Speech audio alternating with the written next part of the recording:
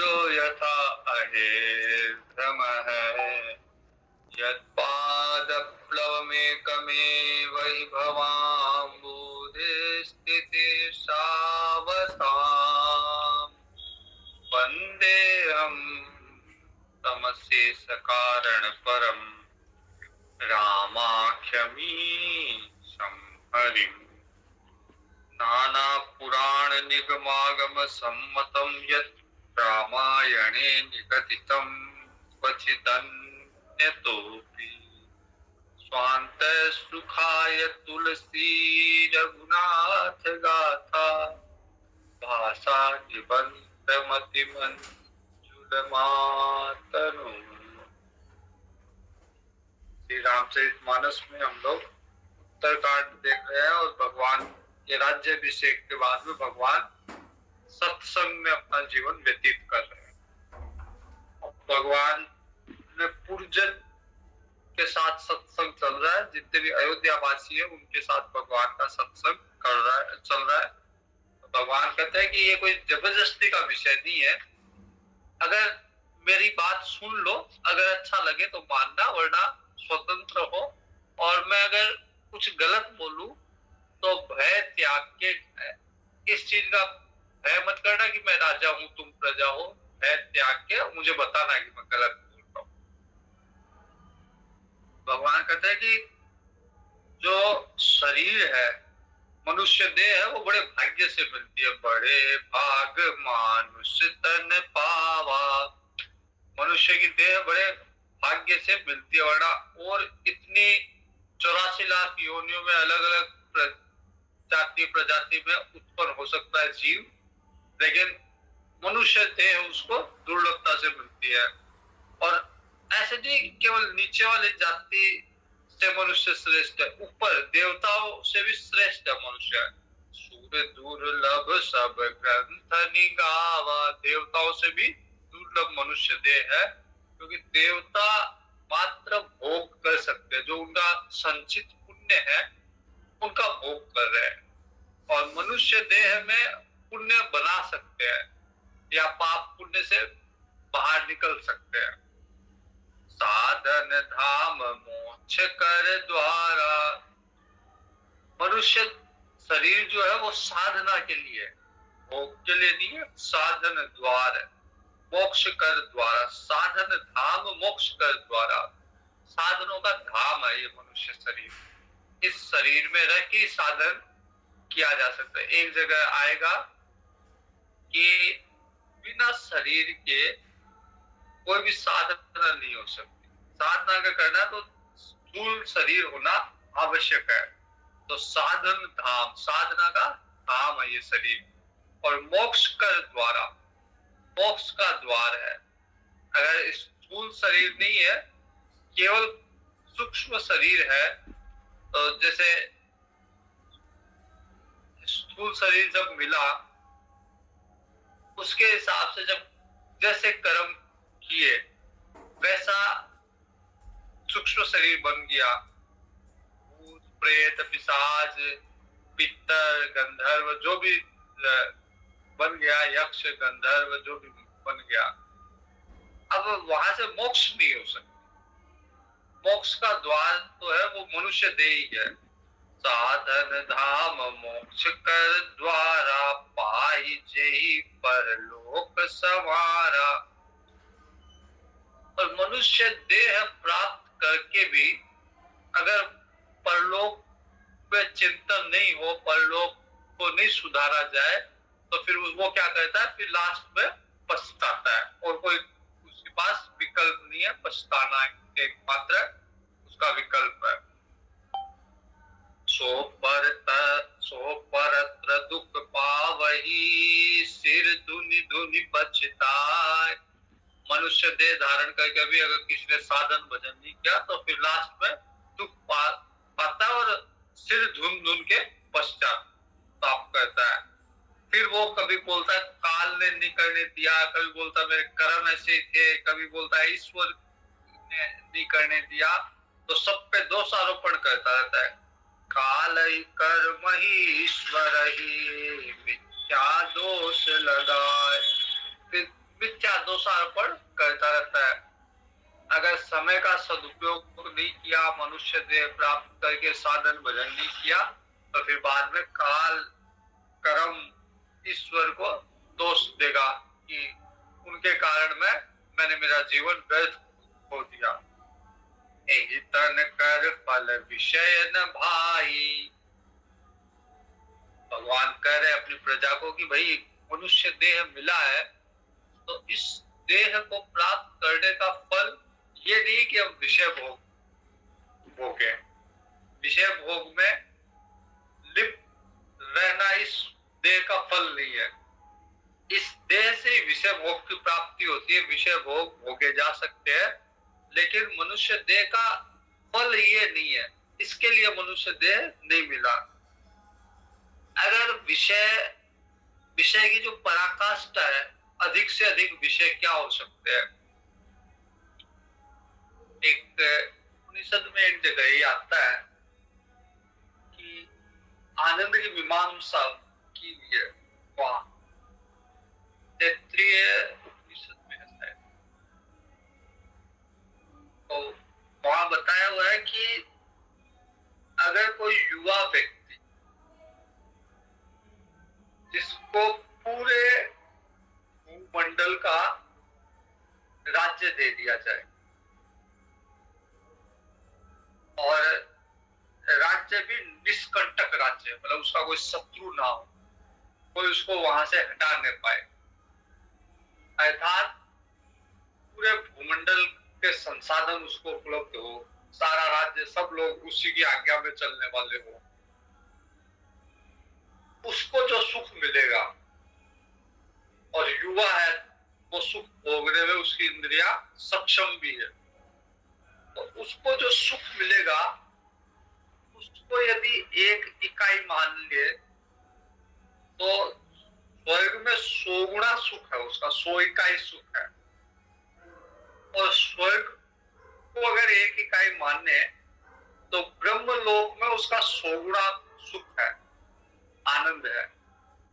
अगर ब्रह्म लोक को एक इकाई मान ले तो उसका 100 गुना सुख जो है वो मोक्ष में है, वो ज्ञान अवस्था में है, वो भगवान को प्राप्त करने में है। तो स्वर्ग के लिए कहा गया स्वर्ग स्वल्प। स्वर्ग तो छोटी सी चीज है, क्योंकि स्वर्ग से 100 गुना ज्यादा तो ब्रह्म लोक में, तपालोक में, महर लोक में, इनमें ही है।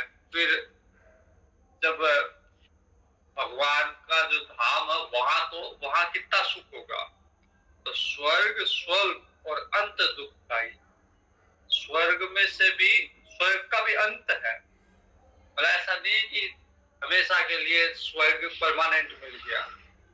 जितना पुण्य है उतना ही स्वर्ग है, पुण्य के हिसाब से स्वर्ग प्राप्त हुआ है।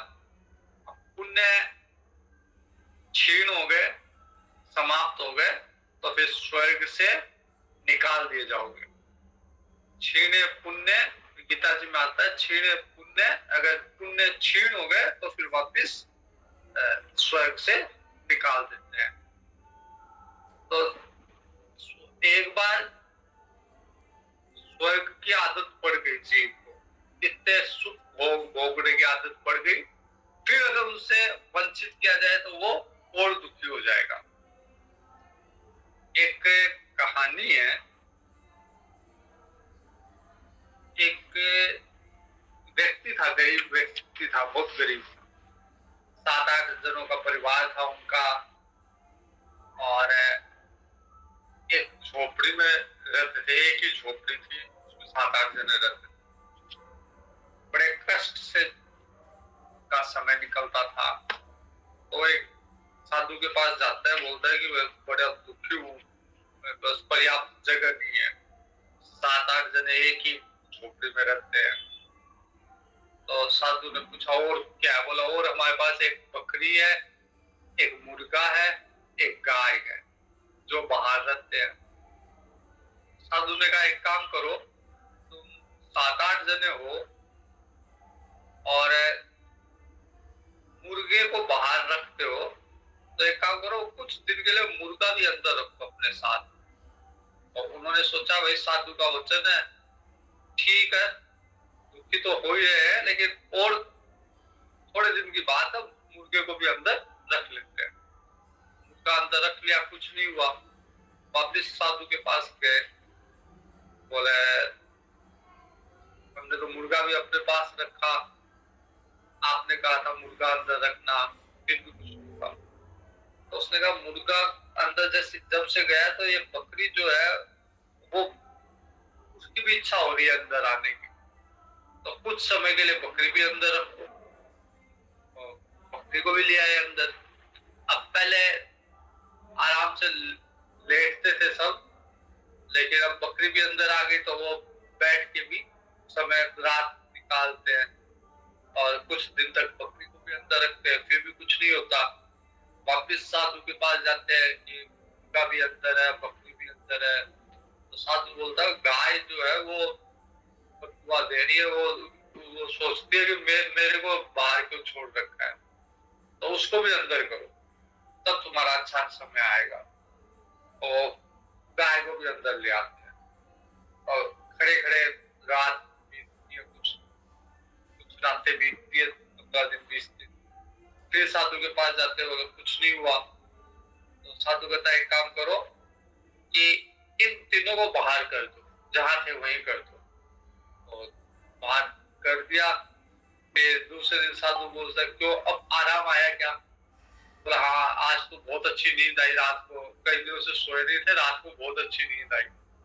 अब उनको जो पहले वाली जो जगह थी जिसमें कष्ट था, अब वो उनको अच्छी लगने लग गई, कोई जगह, और उसमें अच्छे से नींद आने लग गई। तो कहने का तात्पर्य है कि एक बार जैसे स्वर्ग की आदत पड़ गई, फिर उसको छोड़ने में भी कष्ट होता है, इसलिए कहा गया स्वर्ग स्वर्ग अंत दुखदाई।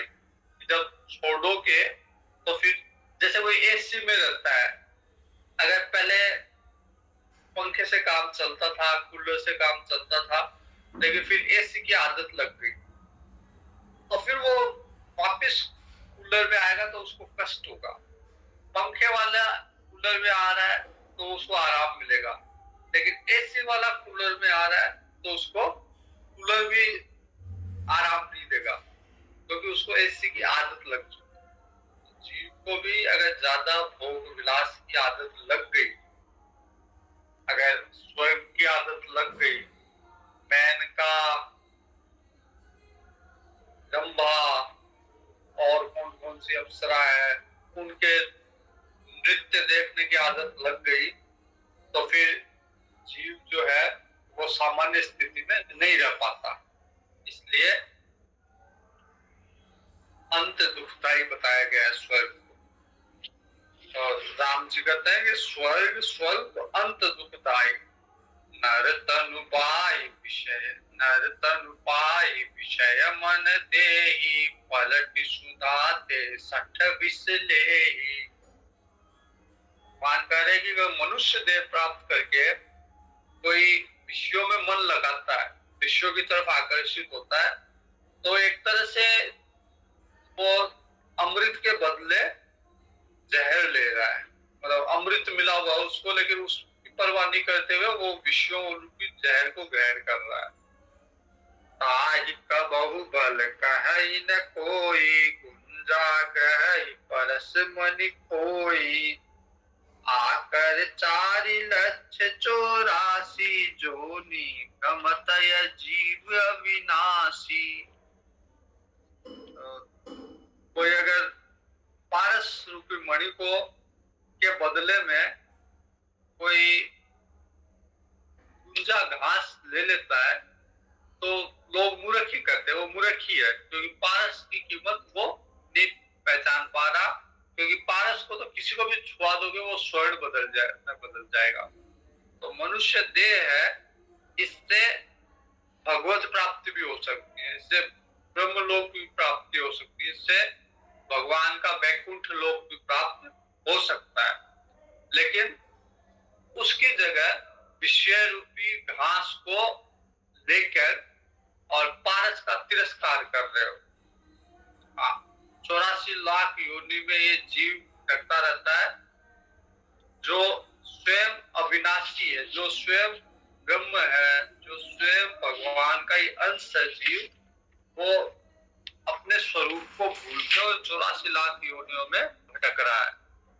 फिरत सदा माया कर प्रेरा, और क्यों फिर रहा है? माया से प्रेरित हो गए। माया उसको भ्रमित कर रखा, माया के कारण फिर रहा है। माया उसको समझने नहीं दे रही कि वो है क्या। वो अपना स्वरूप को, अपने सेल्फ को समझ नहीं पा रहा माया के कारण। काल कर्म स्वभाव गुण घेरा, और माया कैसे घेर रखा माया ने? कभी काल से, कभी कर्म से, कभी स्वभाव से, कभी गुण से। ये माया के औजार है। कभी उसमें सत्व गुण घेर लेगा उसको, कभी उसमें तमो गुण जागृत होगा, निद्रा, आलस्य, ये सब आएगा। कभी उसमें रजोगुण आएगा, वो युद्ध करेगा, छल करेगा, लोभ करेगा। कभी सत्व गुण आएगा। तो इन गुणों से, स्वभाव से अलग अलग व्यक्ति का अलग अलग स्वभाव, कर्म से अलग अलग जीव का अलग अलग कर्म, और काल, समय, किसी का अनुकूल, किसी का प्रतिकूल, इन सब चीजों से माया उसको घेर रखा माया ने। कबहु की करी करुणा नर देही, लेकिन इन गुणों में, इन कर्मों में, इन स्वभाव में, इस काल में घूमता घूमता भी भगवान कभी करुणा करके उसको मनुष्य देह दे देते हैं। अपने कर्मों से कोई भी जीव मनुष्य देह प्राप्त नहीं कर सकता। स्वामी जी कहते, रामसुदास जी, कोई भी जीव में इतनी सामर्थ्यता नहीं है कि वो अपने कर्म के बदले, कर्म के बल से मनुष्य देह प्राप्त कर ले। जैसे कई बच्चा एक कक्षा में एक बार दो बार फेल हो जाता है तो अध्यापक को दया आ जाती है, कैसे तो इसको आगे निकालो, तो ग्रेस मार्क देके उसको पास कर देते हैं और आगे वाली कक्षा में भेज देते हैं। वैसे ही हम सब ग्रेस मार्क वाले हैं, और भगवान, हमारे इतने कर्म अच्छे, इतने मार्क्स अच्छे नहीं थे, लेकिन भगवान को दया आ गई कि इतनी बार ये घूमता घूमता घूम रहा है, चलो इसको मनुष्य दे दो। कबहु फिरत, कबहु करी करुणा नर देहि, देत ईस बिनु हेतु सनेहि। भगवान ने क्यों दे दी ये देह, मनुष्य देह? क्योंकि भगवान बिना कारण के स्नेह करते, बिना हेतु के स्नेह करते। हम लोग एक दूसरे को स्नेह करते हैं तो उसके पीछे कोई ना कोई स्वार्थ छिपा रहता है, कोई ना कोई हेतु रहता है। दान भी करता है व्यक्ति तो उसके पीछे भी कोई ना कोई कारण होता है। कभी वो मान बढ़ाई के कारण, प्रतिष्ठा के कारण दान देना चाहता है। कोई लोग अपने काले धन को शुद्ध करने के लिए दान देना चाहते हैं। कोई लोग अपने कष्ट के निवारण के लिए दान देते हैं। कोई लोग अपने पितरों को अच्छी गति मिले इसलिए दान देते हैं। तो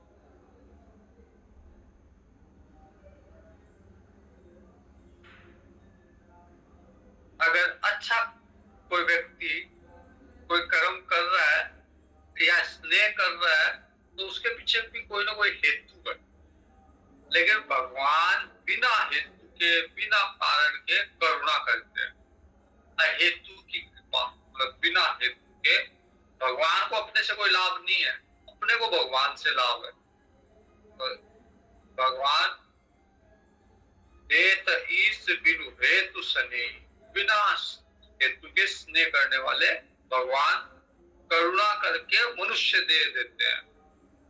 नरत अनुभव बारिद कहूं बेरो, सन्मुख मरुत अनुग्रह मेरो। भगवान कहते हैं कि इस संसार सागर से पार जाने के लिए नाव जो है वो मनुष्य देह ही है। इस मनुष्य देह में चढ़ के ही, इस मनुष्य देह के सहारे ही भव सागर पार किया जा सकता है। और नाव जब चलती है तो उसमें अनुकूल वायु उसको मदद करती है आगे बढ़ाने के लिए। भगवान कहते हैं वो अनुकूल वायु जो है वो मेरा अनुग्रह है। मैं अनुग्रह करता हूँ तो अनुकूलता रहती है, नाव सही दिशा में चलती रहती है। कर्णधार सदगुरु दृढ़ नावा, और इस नाव का जो कर्णधार है, जो चलाने वाला है, वो सदगुरु है। सदगुरु ही उसको सही दिशा में आगे तक ले जाता है। दुर्लभ साज सुलभ करी पावा, ये सब चीजें दुर्लभ है कि मनुष्य देह मिले, कोई सदगुरु मिले, अनुकूलता हो, भजन की अनुकूलता हो, तो भगवान का अनुग्रह हो। सदगुरु मनुष्य दे, सदगुरु और भगवान का अनुग्रह, तीनों दुर्लभ है। दुर्लभ साज सुलभ करी पावा, और इस चीज को अगर कोई सुलभता से प्राप्त कर ले, जो न तरे भव सागर नर समाज अस पाई, सो कृत निंदक मंदमती आत्माहन गति जाय। अगर किसी को मेरी मनुष्य देह भी मिल गया, भगवान की कृपा भी मिल गई, सदगुरु भी मिल गया, लेकिन फिर भी वो पार नहीं कर पा रहा, संसार सागर को पार करने में रुचि नहीं दिखा रहा, तो फिर इसका मतलब आत्महत्या कर रहा हो, आत्महनन। जो न तरे भवसागर नर समाज अस पाए, सो कृत निंदक मंदमती, मंदमती है वो, और आत्महत्या की उसने एक तरह से। जो परलोक यहाँ सुख चाहूं, राम जी कहते हैं कि भाई यहाँ तो मैं राजा हूं, लेकिन परलोक में और यहाँ दोनों जगह अगर सुख चाहते हो तो एक काम करो, सुनी मोहम्मद बच्चन हृदय दृढ़ कहो, मेरी इस बात को, मेरे इस वचन को सुन के और दृढ़ता से उसको धारण करो। केवल सुनना नहीं है, उसको अंदर धारण भी करना है। सुलभ सुखद मार्ग यह भाई, भगवान कहते जो मैंने बताया वो मार्ग सुलभ है, सुखद है, कोई दुख नहीं है उस मार्ग में। उस मार्ग में जो भक्ति का मार्ग है सुखद और सुलभ है, सुख पूर्वक प्राप्त हो जाता है और सुलभता से प्राप्त हो जाता है, कोई बहुत कष्ट नहीं है इस मार्ग में। भगति मोरी पुराण श्रुति गाई, जो मेरी भक्ति है, जिसको पुराण श्रुति जिस मेरी भक्ति का वर्णन करते हैं, गाते हैं, वो मेरी भक्ति सुलभता से उपलब्ध होने वाली है। वो मेरी भक्ति सुख देने वाली है जीव को, और उसके सारे जीव इस संसार सागर को पार भी कर सकता है। ज्ञान अगम प्रत्युहने का, तो एक तरफ तो भक्ति है भगवान की जो सुलभ भी है और सुखद भी है, सुख भी देती है। रास्ते में जैसे कई सफर होते हैं, कई यात्रा होती है, कई रास्ता होता है, वो सुखद होता है, अच्छा लगता है उस पे चलने में। जैसे अगर पहाड़ी इलाकों में चल रहे हो, चारों तरफ बर्फ है, तो वो रास्ता अच्छा, अच्छी सीनरी है, अच्छी हवा चल रही है, तो वो रास्ता सुख देता है। अगर उस रास्ते में चल रहे हो तो सुख मिलेगा। कोई अगर जून की गर्मी है, राजस्थान के रेगिस्तान में चल रहे हो, तो वही 5 किलोमीटर अगर चलना है, वहां भी 5 किलोमीटर चले, लेकिन यहाँ चलना है तो वो दुख देगा। तो भगवान की जो भक्ति है वो सुखद मार्ग है, और ज्ञान जो है, भगवान का ज्ञान, आत्मा का जो ज्ञान है, ज्ञान अगम, ज्ञान थोड़ा कष्टदायक है, और प्रत्युहने का, उसमें विघ्न आ जाती है ज्ञान में, दुर्गम है ज्ञान, प्राप्त करने में विघ्न, बाधाएं आती है जो उसको वहां तक जाने से रोकती है। और एक बार जैसे बाधा आ गई तो ऐसा नहीं कि जहां छोड़ा वहीं वापिस, नहीं, उसको जैसे सांप सीढ़ी का खेल होता है, 99 भी सांप ने काट लिया तो वापस से शुरू करना पड़ता है 2 से। तो वैसे ही ज्ञान मार्ग में मृत्यु है, अगर प्राप्त नहीं किया तो वापस सब कुछ समाप्त। जैसे अगर कोई पहली से लेकर 10वीं कक्षा तक पढ़ रहा है, 9वीं में अगर मान लो फेल हो गया तो उसको वापस से 9वीं दे सकता वो। लेकिन ज्ञान मार्ग में क्या होता है कि अगर पहली से 10वीं तक कक्षा उत्तीर्ण करनी है, 9वीं में फेल हो गया तो उसको वापस 1 से शुरू करना पड़ेगा। तो इसलिए मृत्यु है ज्ञान मार्ग में।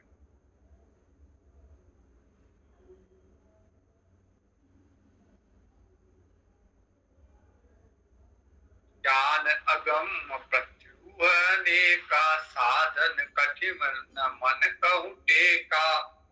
भगवान कहते हैं ज्ञान को साधना बहुत कठिन है, ज्ञान की साधना कठिन है क्योंकि मन टिकता ही नहीं है। ज्ञान सारा मन पे है लेकिन मन कहीं टिकेगा ही नहीं। करत कष्ट बहु पावई को, बहुत कष्ट से कोई प्राप्त करता है ज्ञान। करत कष्ट बहु, बहुत सारे कष्ट करते हैं ज्ञान को प्राप्त करने का परिश्रम करते हैं, लेकिन पावई को, कोई उसको प्राप्त करता है।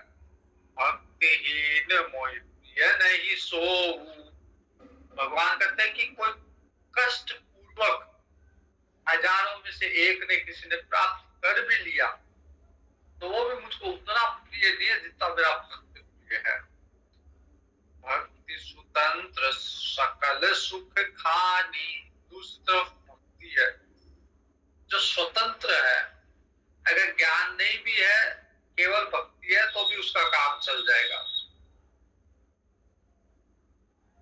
ज्ञानी के लिए भक्ति होना भी जरूरी है, भक्ति होना भी जरूरी है, लेकिन भक्ति के लिए ज्ञानी होना ये जरूरी नहीं है। भक्ति स्वतंत्र है, सकल सुख खानी, हर तरह के सुख को प्रदान करने वाली है, सुख की खान है। बिनु सत्संग न पावई प्राणी। अब भक्ति मिलेगी कहां से? बाजार में तो मिलेगी नहीं। किसी के पास धन है, धन के बदले तो उसको भक्ति मिलेगी नहीं। ये भक्ति मिलेगी सत्संग में। अगर कोई भक्त है, उसके साथ समय व्यतीत कर रहे हो, रह रहे हो, तो संक्रामक रोग की तरह आपको भी वो लग जाएगा। भक्ति का कीड़ा, भक्ति का रोग जो है वो आपको भी लग जाएगा उसके संपर्क में आने से। और वैसे अगर जैसे बाजार में अगर जाओ कि मेरे को रोग चाहिए तो रोग मिलता थोड़ी ना बाजार में।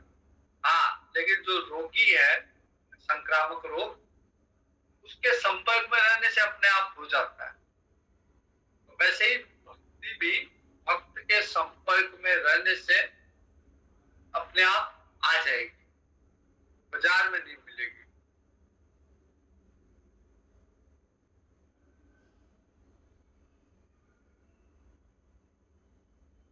बिनु सत्संग न पावई प्राणी। भक्ति बिना सत्संग के प्राप्त नहीं होती।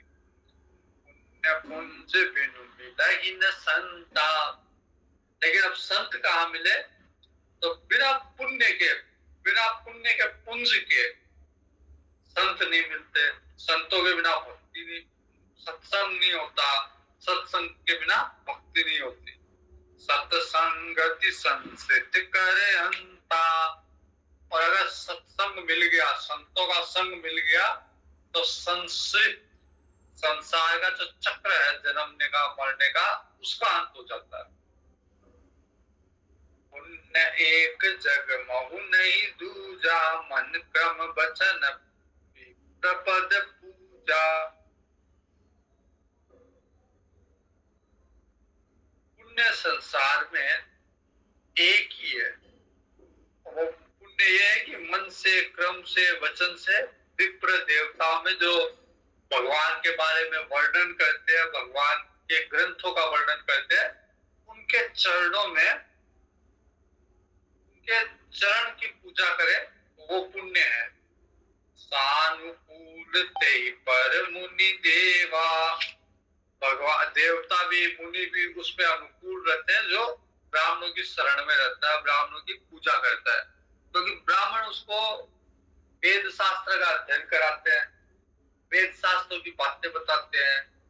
जो तज कपट करहि द्विज सेवा, कोई सारे छल कपट छोड़ के वो देवता ब्राह्मण देवता की सेवा करता है और तो उसको भक्ति प्राप्त होती है। और भगवान कहते हैं कि एक और गुप्त बात बताता हूं मैं, राम जी कह रहे अपनी प्रजा को, ये गुप्त बात गुप्त रहस्य और बताता हूँ। और एक कुपत मत सबई कहूं कर जोरी, शंकर भजन बिना नर भगति न पावहि मोरी। राम जी कह रहे गुप्त बात रहस्य की बात और बता देता हूँ, बिना शंकर भगवान की भक्ति के मेरी भक्ति को प्राप्त नहीं किया जा सकता। मेरी भक्ति के लिए आवश्यक है कि पहले शिव जी की भक्ति प्राप्त करें। जैसे प्रेमानंद जी बाबा जी है, तो वो कहते हैं कि मैं वृंदावन में आने के पहले काशी में था और भगवान शिव की आराधना करता था, निर्गुण ज्ञान मार्ग में था, और वहीं से फिर वही वही की कृपा प्रसाद के रूप में मैं वृंदावन आया, भगवान के रस में, भगवान की लीलाओं में प्रवेश किया। तो भगवान कह रहे कि बिना शंकर भगवान के अनुग्रह के कोई मेरी भक्ति प्राप्त नहीं कर सकता। कहूं भगति पथ कवन प्रयासा, जोगन मख जप तप उपवासा। भगवान कह रहे हैं भाई भक्ति का पथ जो है वो बताओ कैसे कठिन है। इसमें न कोई योग की आवश्यकता है, न कोई जप की, न कोई यज्ञ की, न कोई तपस्या की, न कोई उपवास की, कोई भी आवश्यकता नहीं है। बस सरल स्वभाव हो व्यक्ति का, सरल स्वभाव न मन कुटिलाई, मन में कोई कुटिलाई नहीं हो, सरल स्वभाव हो। जथा लाभ संतोष सदाई, जो प्राप्त हो गया उसमें संतुष्ट रहे। मोर दास कहाई नर आशा, करहि तो कहु कहा विश्वासा। भगवान कहते हैं कि कोई ये मानता है कि मैं भगवान का दास और फिर मुझ पे विश्वास नहीं करके किसी और पे विश्वास करता है, तो बोलो मैं उसका कैसे विश्वास करूं। अगर मेरे पे विश्वास है तो पूर्ण रूप से उसे मेरा ही विश्वास करना चाहिए, किसी और का विश्वास नहीं करना चाहिए। अगर किसी और का विश्वास करेगा तो भगवान कहते हैं मैं उसका विश्वास नहीं करूंगा। एक बार जयपुर में गोविंद देव जी का मंदिर है, उसकी एक दंत कथा है। गोविंद देव जी के मंदिर कितना सत्य है कितना नहीं है भगवान जाने, लेकिन उसके ऊपर एक दंत कथा है कि गोविंद देव जी का मुंह पहले उधर पीछे की तरफ था, उद्यान की तरफ, जयनिवास उद्यान की तरफ, और वहां से नारगढ़ का किला दिखता है सामने। तो कहते हैं कि राजा जो थे वो उठते ही सबसे पहले गोविंद देव जी के दर्शन करते थे, खिड़की में से उठते पहले दर्शन करते थे। भक्त थे राजा, गोविंद देव जी को मानते थे। फिर एक बार कोई व्यक्ति आया जो दिल्ली दरबार से लड़ाई झगड़ा करके आया था, और उसने राजा को कहा कि मुझे शरण दे दीजिए। राजा ने स्वीकार किया तो उसने कहा कि आप, मैं ऐसे विश्वास नहीं करूंगा, आप गोविंद देव जी की शपथ खा के मुझे शरण दीजिए। राजा ने गोविंद देव जी की शपथ खा के उससे कहा कि मैं किसी को नहीं बताऊंगा, शरण दे दीजिए। फिर दिल्ली कि बादशाह का दबाव पड़ा तो राजा दबाव में आ गया और उसने दिल्ली दरबार के सुपुर्द कर दिया जिसे शरण दी थी उसे। दूसरे दिन जब राजा उठा और दर्शन कर रहा था गोविंद देव जी के, तो गोविंद देव जी का कहते हैं कि मुख जो है वो पलट लिया गोविंद देव जी ने। अभी जो अवस्था में, जिस अवस्था में मुख है उधर आ गए, घूम गए। फिर स्वप्न में दर्शन हुआ कि अगर मेरी शपथ ली होती तो मुझ पे विश्वास किया होता, अगर मेरी शपथ लेके शरण दी थी तो मुझ पे विश्वास रखा होता, मैं कोई भी काम बिगड़ने नहीं देता।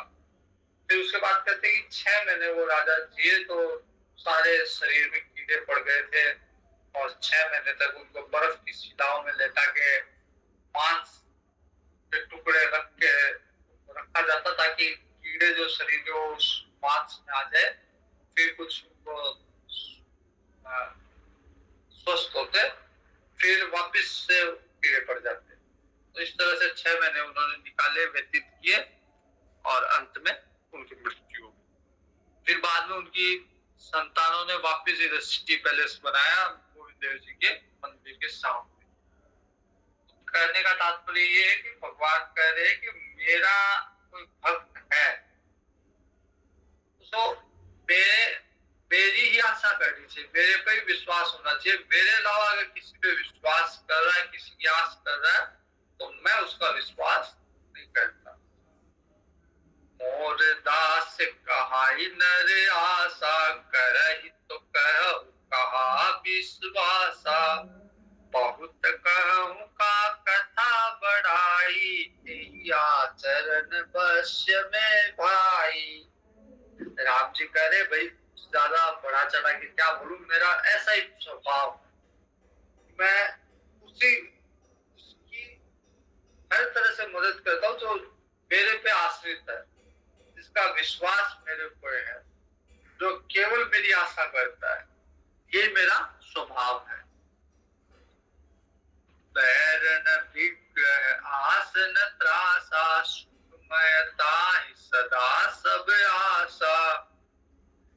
ऐसा व्यक्ति जिसको किसी से बैर नहीं, कोई लड़ाई झगड़ा नहीं, न किसी से कोई आशा, न किसी से भय, उसके लिए तो सब दिशाएं मंगल ही, उसको तो सब परिस्थितियां मंगल ही मंगल है। कहीं उसको पूरा अनिष्ट ये कहीं उसका होगा ही नहीं। अनारंभ अनिकेत अमानी, अनग अरोस दक्ष विज्ञानी। भगवान कहते हैं मेरा भक्त जो है अनारंभ रहता है, फल की इच्छा नहीं करता। कोई भी कार्य करता है तो उसको ये इच्छा नहीं रहती कि इससे ये फल प्राप्त हो। कोई अपना घर नहीं होता, अनिकेत होता है, या कहे कि घर होता तो घर में मोह नहीं होता उसका। अमानी मान नहीं होता, मान प्रतिष्ठा सम्मान के पीछे नहीं भागता। अनग अरोस दक्ष विज्ञानी, पापहीन, मानहीन, क्रोधहीन, कभी क्रोध नहीं करता, निपुण होता, भक्ति करने में निपुण होता, उसको पता है कि भक्ति कैसे की जा सकती है, कैसे भगवान को रिझाया जा सकता है, और विज्ञानवान होता है, किसी चीज को तत्व से समझता है। प्रीति सदा सज्जन संसर्गा, और सज्जन व्यक्ति का संसर्ग मिले, उनका संग मिले तो उसको प्रसन्नता होती है। तृण सम विषय स्वर्ग अपवर्गा, मेरा भक्त है, उसको सारे के सारे भोग, यहाँ तक कि स्वर्ग का भी भोग और यहाँ तक कि मोक्ष भी, वो तिनके की तरह समझता है। तृण सम विषय स्वर्ग अपवर्गा, विषय यहाँ के, फिर स्वर्ग के, फिर मोक्ष, इन सबको तिनके की तरह समझता मेरा भक्त। भगति पक्ष हट नहीं सठताई, दुष्ट तर्क सब दूरी बहाई।